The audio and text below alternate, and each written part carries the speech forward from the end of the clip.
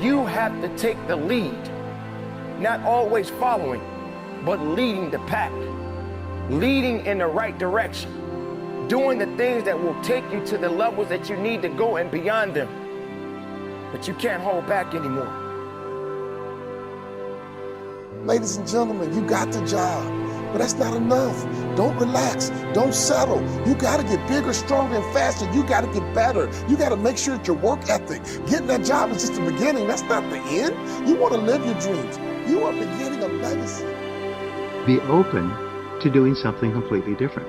Be open to admitting the possibility that you could be wrong and doing something completely different. And what that does is it opens up your mind and your perspective so you can see all kinds of possibilities that you may not have seen before. And maybe everything's okay for you and you don't need to. But if you need to make some changes, I'm telling you, you can start doing it today so that the next 2 years will be drastically different than the last 2.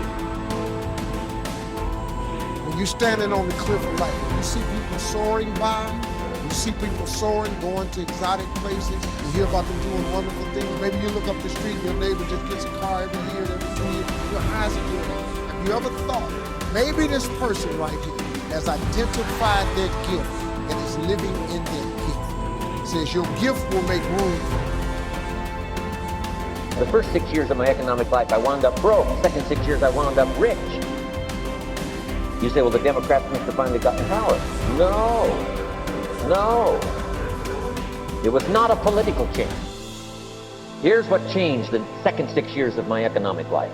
It was my philosophy that changed. The set of the sail of better thinking, correcting the errors of the past and picking up new disciplines for the future. That's all I had to do at the end of the first 6. Correct the errors of the past and then pick up some new disciplines for the future. And my total life changed. The second 6 years was totally different than the first 6 of my working life. And guess who can do that? Anybody. We can all get better. I've gotten better. First talk I gave, I stood up, my mind sat back down. But here's the secret to my success. I stood up and did it again. I stood up and I did it again. And I did it again and I did it again all those many years ago. I did it when I was scared, and I did it when I didn't want to, and I did it when I was ill. And I did it when it didn't work well, and I did it when they didn't appreciate it, and I didn't a lot of times when I didn't know much what I was doing.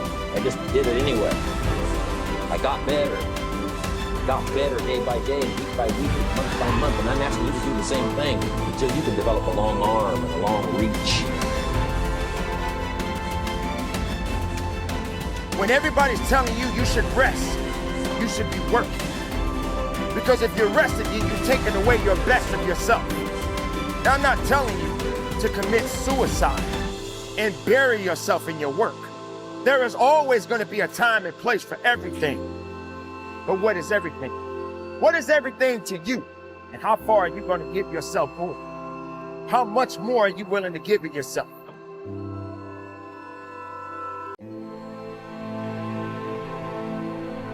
Fill your mind with brave dreams so there is no room for petty worries. An idle mind, it's not my idea, it's a very old proverb, but the idle mind is the devil's workshop. You see, if you don't know your mighty mission, if you don't have these brave ideals that you're waking up in the morning, yes, at 5 a.m. while the world is asleep, and living your days for, if you have not found a crusade that is larger than your life, then what tends to happen is you fill the space and hours of your days with trivial and superficial pursuits. You worry about what the neighbor thinks. You misunderstand the way someone looks at you. You make everything some kind of you become an injustice collector when most people aren't even saying anything or doing anything against you.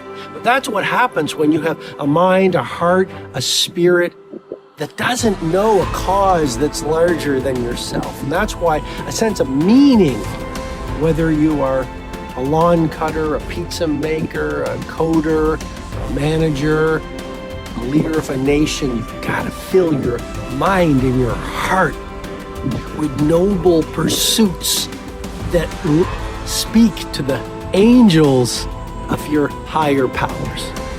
And once you start doing that, and that doesn't just mean knowing your mighty mission, it also means the people you follow on social media, the magazines, whether they're digital or terrestrial, that you read, the books you read, the people you associate with, if those people are full of inspiration and artistry, and they want to release their magic to the world, and they want to do good things, and their talk is robust and thoughtful, well, then that's going to lift you up. It's going to fill your whole internal ecosystem with positivity.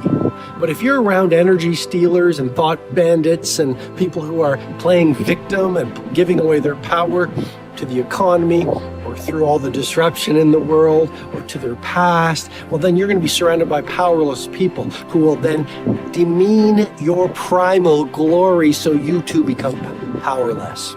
And the key to productivity is simplicity. Don't try to do even 5 main projects, Taj Mahal worthy projects, or Sistine Chapel ceiling masterworks. Focus on one. Don't try to have 50 friends. Focus on a few good friends. Don't fill your days with so many activities. Fill them with one key work activity when you're working. It's so easy to give away your genius to digital distractions, to be checking your messages. You could be in flow state.